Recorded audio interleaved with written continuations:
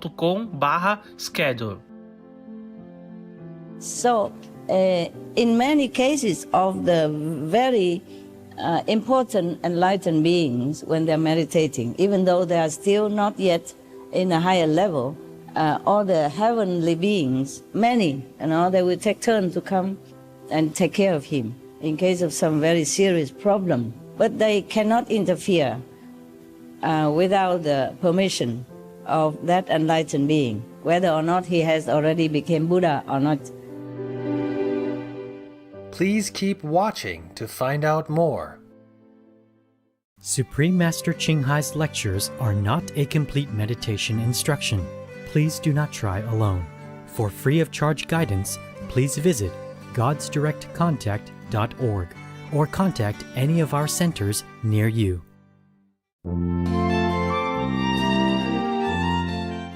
Today's episode will be presented in Chinese and English with subtitles in Arabic, Aulaxese, also known as Vietnamese, Chinese, Czech, English, French, German, Hindi, Hungarian, Indonesian, Japanese, Korean, Malay, Mongolian, Persian, Polish, Portuguese, Punjabi, Russian, Spanish, Telugu, and Thai.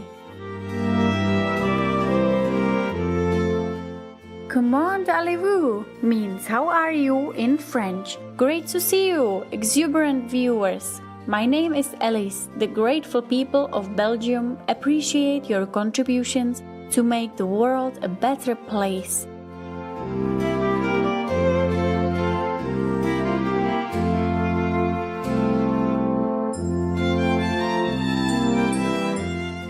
Belgium is a beautiful country on the North Sea coast at the crossroads of Western Europe. Brussels is its capital and also the headquarters of the European Union and NATO, North Atlantic Treaty Organization. The deluge of diplomats and foreign officials, each with different languages, rightly depict the cosmopolitan character and the importance of Belgium on the international stage.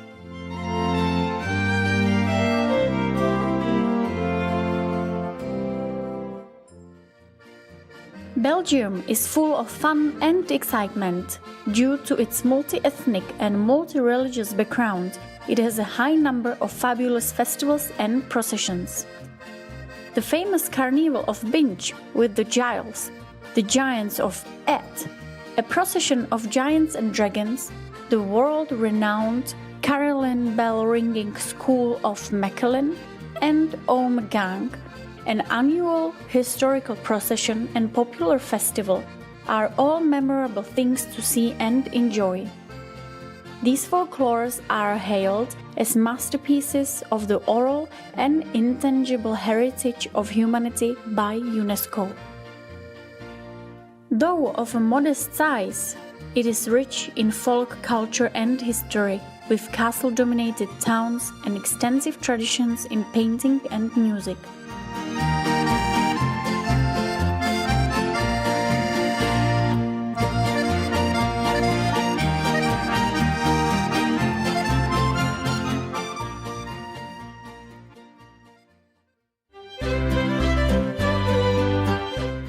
The magnificent Grand Place in Brussels, the beautiful medieval belfry and canal in Bruges, the huge 800-year-old Gravenstein castle in the old town of Ghent, etc., all give us a glimpse of the grandeur of Belgium's past.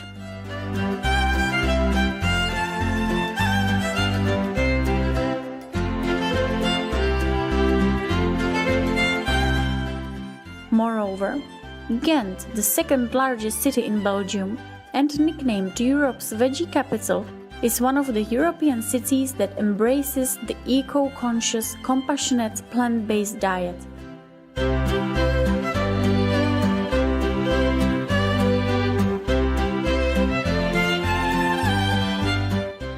Next time you are in Belgium, especially in Ghent, don't forget to visit one of the lovely vegan cafes and join its inhabitants' noble aspiration.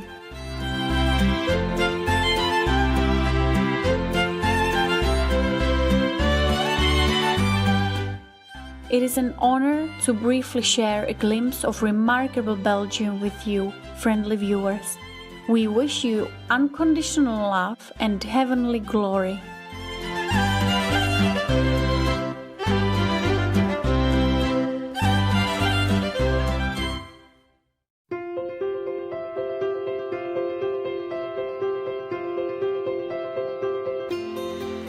For over 3 decades, Supreme Master Ching Hai has illuminated our world with her divine teachings.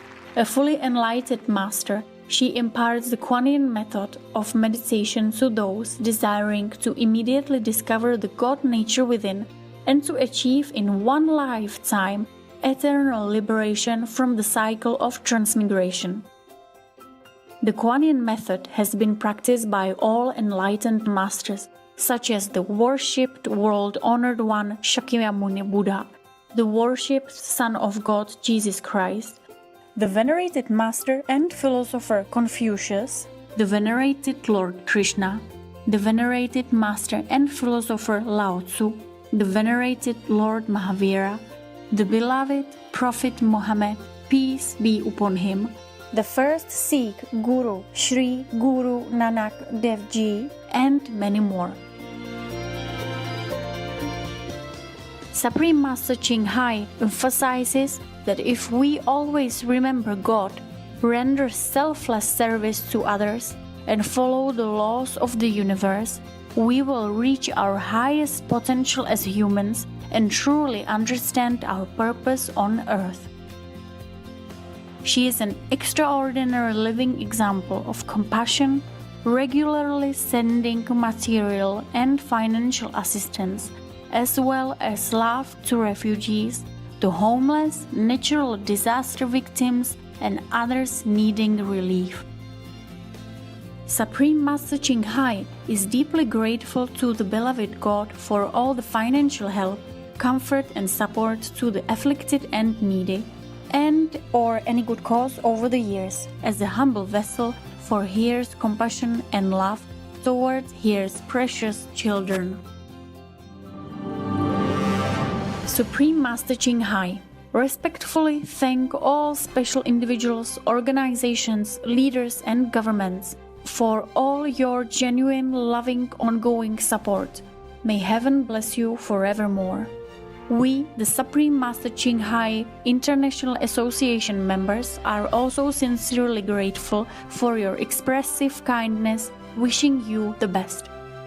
Supreme Master Ching Hai receives love and recognition from various organizations, media, governments, and individuals, as well as many awards from them, such as the 2006 Gusi Peace Prize, considered the Nobel Peace Prize of the East, the World Spiritual Leadership Award in 1994, the Mahavir Award in 2008, February 22nd and October 25th, both proclaimed as the Supreme Master Ching Hai Day, an honorary citizen of the United States, etc., and has been honored throughout the years with numerous other awards and accolades for her outstanding philanthropic and humanitarian deeds.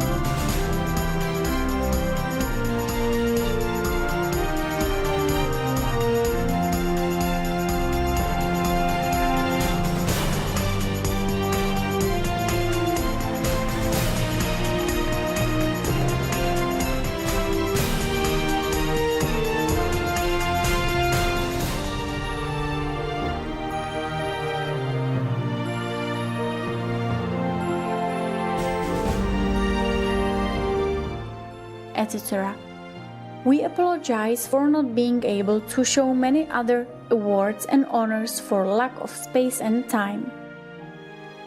Supreme Master Ching Hai respectfully thank all special individuals, organizations, leaders, and governments for all your genuine, loving, ongoing support. May heaven bless you forevermore. We, the Supreme Master Ching Hai International Association members, are also sincerely grateful for your expressive kindness, wishing you the best. A true voice for our beautiful animal friends, Supreme Master Ching Hai promotes the peaceful and loving plant-based diet and envisions, with humanity's awakening to the sacredness of all life, a tranquil and glorious all-vegan world where animals and people live in blissful harmony. Her initiatives to spread the vegan trend are diverse and have included alternative living flyer distribution, the international vegan restaurants, Loving Hut, vegan food product companies, vegan fur products, Supreme Master Television, as well as regularly speaking to influential government and media leaders and participating in televised conferences on climate change, etc. Whether we are aware of it or not, her efforts have had an enormous influence on global awareness of the animal-friendly lifestyle and how this benevolent way can bring lasting peace among nations while saving our planet from climate change and disasters. Over the years, Supreme Master Ching Hai has traveled worldwide from the Americas to Africa, from Europe to Oceania, and held hundreds of discourses with the public and her disciples on a variety of spiritual topics. Today, we are blessed to present one of these insightful lectures entitled The Life of Lord Mahavira, the Embodiment of Love, Part 2 of 5, on Between Master and Disciples, given in Chinese and English on July 20th, 2019, at the New Land Ashram, Taiwan, also known as Formosa.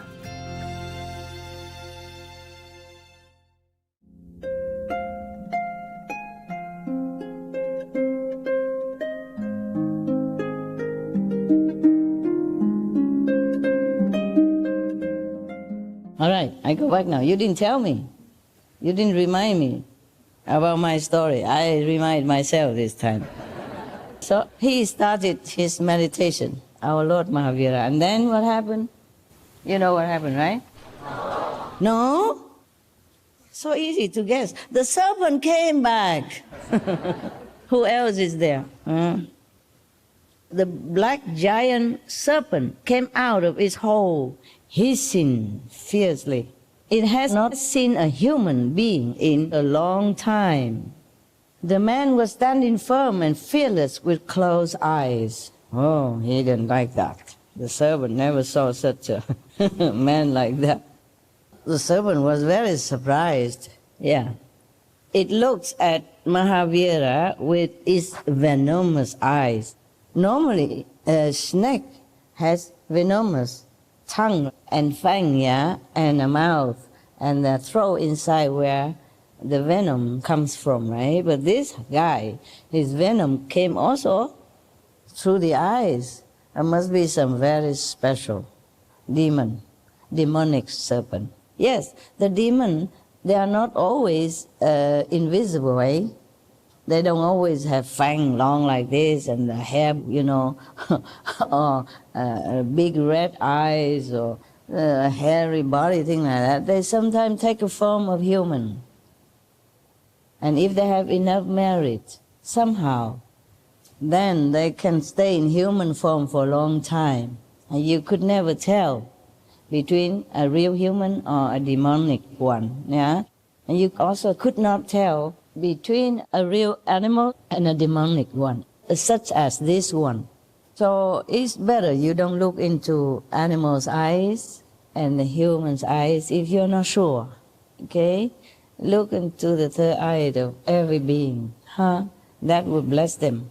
and keep you also safe from their influence. You don't have to hate any person, any beings, even a demonic one, but you just have to also protect yourself. You can forgive a tiger or a snake for biting you, but please don't come and say, I forgive you, touch his head and say, I forgive you, or bring him home to show that you're really tolerant and have a good heart. You have to combine love and wisdom. Capito? Yeah. Capish? Yeah. Love doesn't mean you always have to live with enemy, if you can avoid. Love doesn't mean you have to go deep into the jungle, into the den of the tiger and go there and tell him, I love you. I truly love you. I come all this way to show you my love. Okay? Please don't, Don't be silly. Tiger, they don't take the 5 precepts, okay? They don't know what ahimsa mean in Sanskrit or in Hindi, yeah. So don't blame me. Say, Master, teach us to love all beings. If you try to love the tiger this way, then please recite the 5 names, the gift before you go in the den, and be ready to go up to heaven. If that's what you want, that's your freedom of choice. I will not stop you, but please tell your parents and everybody goodbye first, okay, before you go and find the tiger. Now, like flames from a ball of fire, its poisonous eyes emitted waves of venom. It hisses awesomely. But all this had no effect whatsoever on Mahavira. Please don't copy him. He is protected by all heavens and goddesses, at that time. Even though he doesn't require their assistance, but they always keep an eye on him because he is so pure and so determined to be enlightened, to help other beings. So when the Buddha was sitting alone under the Bodhi tree, he wasn't alone. You can see all the heavenly beings would be around him, but invisibly. Because, I tell you why. 1 second, okay? I put it there so I won't forget. Too long. Perfect size. Because often the highly enlightened being, or not yet enlightened but will be highly enlightened, they will not require mostly any help of any heavenly or physical beings. And even like one time one of the practitioners sitting in meditation, or maybe Buddha, I don't remember who, the God chakra appeared before him. And the practitioner tell him, what business you do here? I said, I just come to say hello, pay respect. I said, okay, good, now you can leave. I said, no, how come? Yes, you don't welcome me, I am the God. Many beings would be happy to see me. He said, but you obstruct my concentration and my vision. Yes. So, in many cases of the very important enlightened beings, when they're meditating, even though they are still not yet in a higher level, all the heavenly beings, many, they will take turns to come and take care of him in case of some very serious problem. But they cannot interfere without the permission of that enlightened being, whether or not he has already become Buddha or not. Therefore, they are invisible. Okay, they hide themselves within the wind, within the sun rays, so nobody can see them. My hufa, my protectors are also like that. I have also normal protectors, but I have protectors also from Yosuke. Yeah, they don't let me see them at all, because when I'm in retreat, I should not be disturbed normally. But one time, I don't know why, I just venture outside of my protected area, without letting them know. Normally I stay inside the gate, about 9 meters distant from, for example, the wall of my cave, okay? 9 meters. And around there, they would tell me to build a little ring of protection. Yeah, about this big, this so wide, and all around, okay? 9 meters around. That day, I don't know why, I walked outside. And when, sometimes I walk outside for fresh air, do walking meditation outside or inside. Before I forget, remind me, the gate, inside. And then normally the other normal protectors, they can stay long or they can take turn. But the Yosku goddesses, they have to take turn. And they go through different channels. They have to build different channels to come down.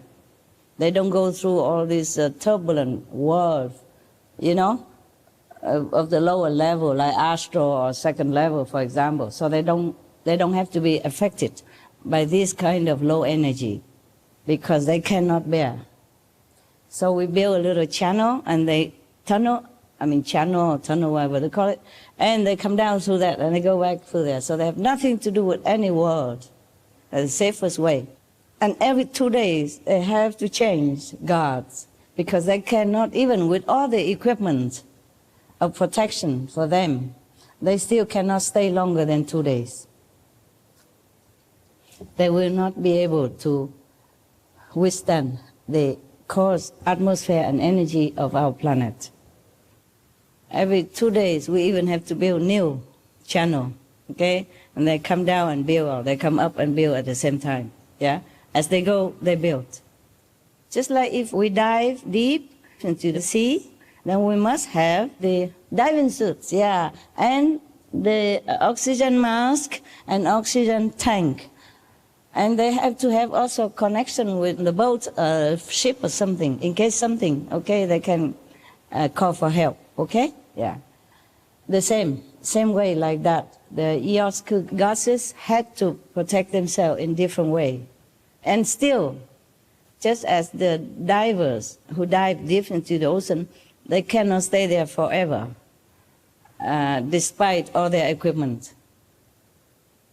And even a submarine, for example, if you're inside the submarine still need to go up sometimes. Similarly, because they're two different worlds. Our world is very coarse. That's why we have this body, so that we can bear it. Without this body, you cannot. Without this body, you will suffer too much. When the baby comes out of the mother's womb at the time of birth, they suffer too much. It's like thousands of needles are pinching them everywhere. And all the radicals or the elements or whatever in the air, will attack them also. Until after a while, then they get used to it. And if any baby has luck to be fed by mother milk, then they have more resistance to the attack of things around us, the elements or the radicals, they call them. Otherwise, they cannot bear it. Their skin is too tender.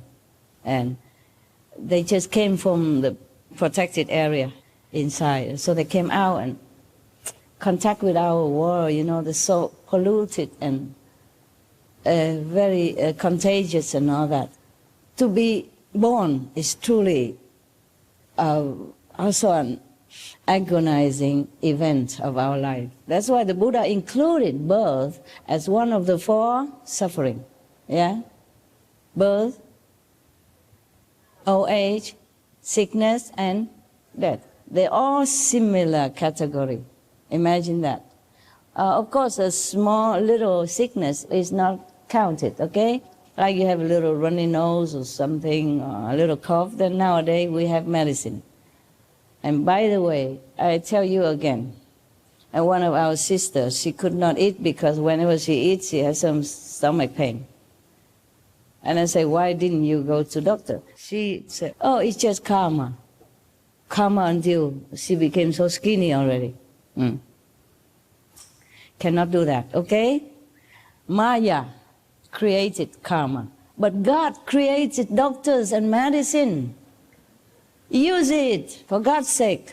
I keep telling you since 3 decades already that you have to go to see doctor if you're sick. Just like if some plants are withering near the VIP house, you have to water them.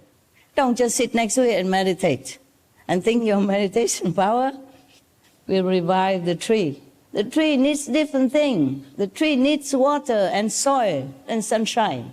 This is the way it works in this physical realm. We live in a physical world. We need physical means to take care of physical problem. Sit around a newly planted tree, dry, and just meditate and chanting and singing. This is crazy. You give him water, that's all he needs. He don't care about your meditation, your prayers, nada. Your good heart is appreciated, but water is even more appreciated. You got that? Yes. Oh, please have some common sense. That's not even wisdom, okay? Don't think you're wise if you water the tree. It's ridiculous. That's common sense, okay? Yeah. In the physical world, we use physical mean always to take care of physical things. And sometimes when it's really necessary, when it really doesn't work well, then we can pray, of course. Prayer is always necessary, whether or not you use physical mean, okay? Always necessary. We need the help of heavens, yeah? But we, because we're in this physical body, we need to also exert our own power of the mind, the brain, and the physical body, okay?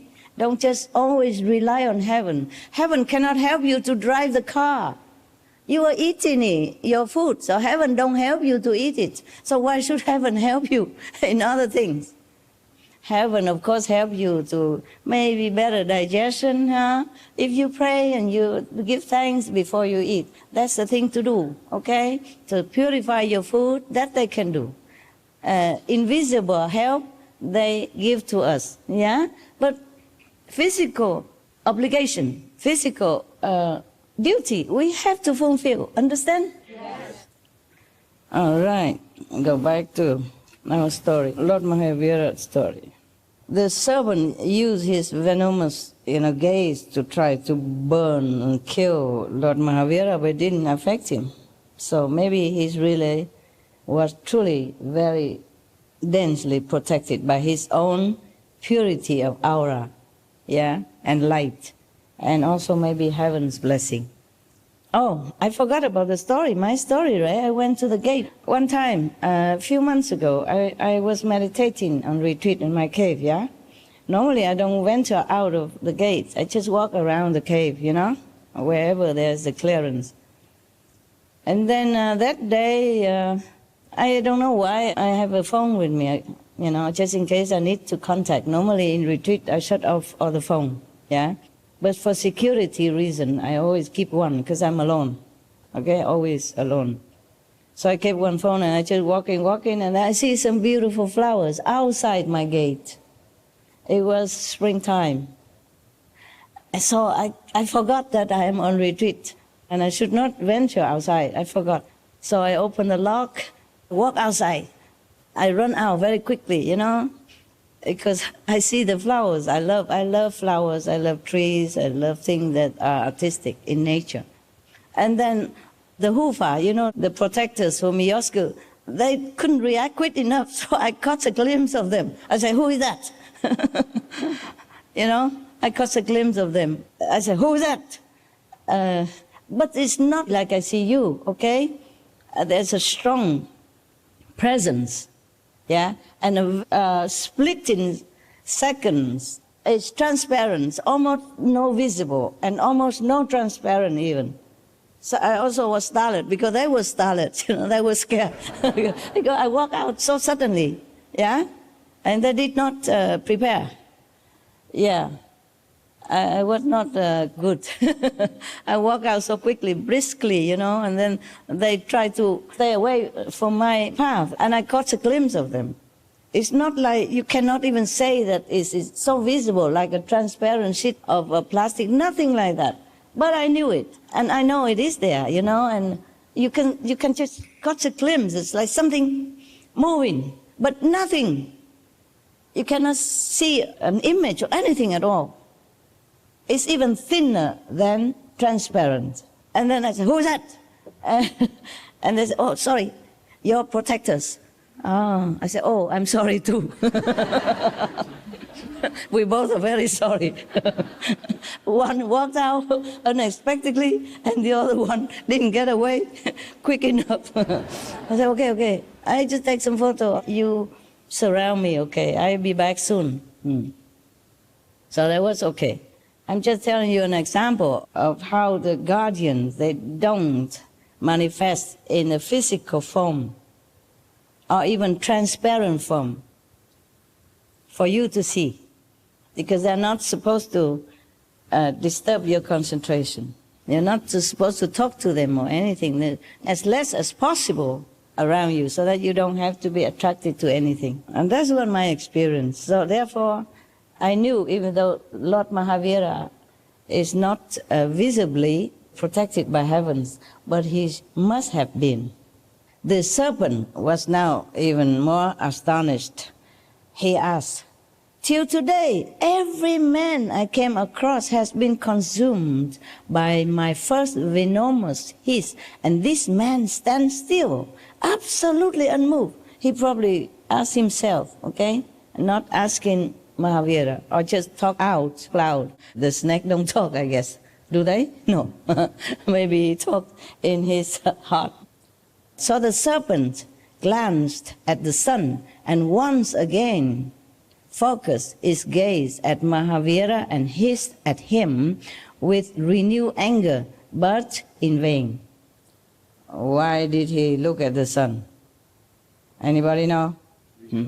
Recharging. Wow, how you know that? You have been serpent in your last life? Cool, that's what I think also, eh? Yeah, but the people recharge themselves from the sun also. We call them solarian, because they eat from the sun energy. They gaze at the sun 10 minutes in the morning when the sun rises, and 10 minutes in the evening before the sunset to recharge themselves. Don't do it, and don't blame me if you become skeleton. No? Don't try too hard, okay? Eat your normal meal, just don't eat too much, so that you can meditate. Not that all the wisdom go to your stomach and you have empty head. So the snake slithers from the line of the expected fall of the body, and then with all its force sank its fangs in Mahavira's toe and injected all its venom. Oh God. He looked at him thinking that he might fall, okay? It didn't fall. So he went all that way and sank his fangs into the toe of the master. Yeah. The snake then drew back and waited expectantly again, in vain. Oh my God, what kind of man is he, this man, Lord Mahavira? I told you I never see such a resistance like this. It must be made of iron, huh? Don't try, huh? Don't try to see what you're made of, huh? I'm sure you know already, right? The angry serpent, vexed further by its failure, stung Mahavira twice again. All its 3 attacks were wasted. Nothing worked. So Mahavira stood undisturbed.